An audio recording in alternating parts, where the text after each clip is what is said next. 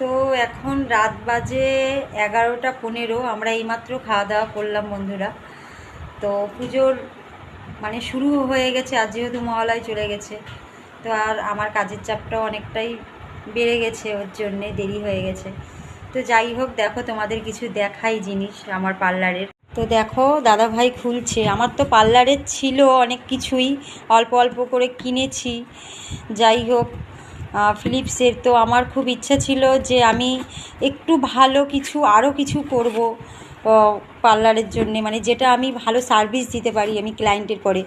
তো দেখো আজকে ওর জন্য আইকনিকের ব্লো হেয়ার ড্রায়ারটা কিনে নিয়ে এসেছি। এটা প্রায় 2500 টাকা মতো নিয়েছে। আর এইটা হচ্ছে ভ্যাক্স করার কর্ডটা কিনেছি। এটা দাদাভাই দেখাচ্ছে, এটা খুলে দেখাও আমার বন্ধুদের।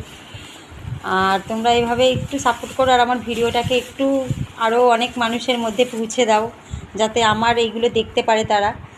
তো দেখো কেমন হয়েছে, এটা অবশ্যই কমেন্টে জানিও বন্ধুরা। এই যে আমার উপার্জনের টাকায় আমি নিজে একটু একটু করে জিনিস কিনছি, সত্যি কি বলবো, এত ভালো লাগছে। আর এই যে এটাও দেখাও, এটা হচ্ছে রোলিং ব্রাশ, মানে চিরুনি রোলার করে।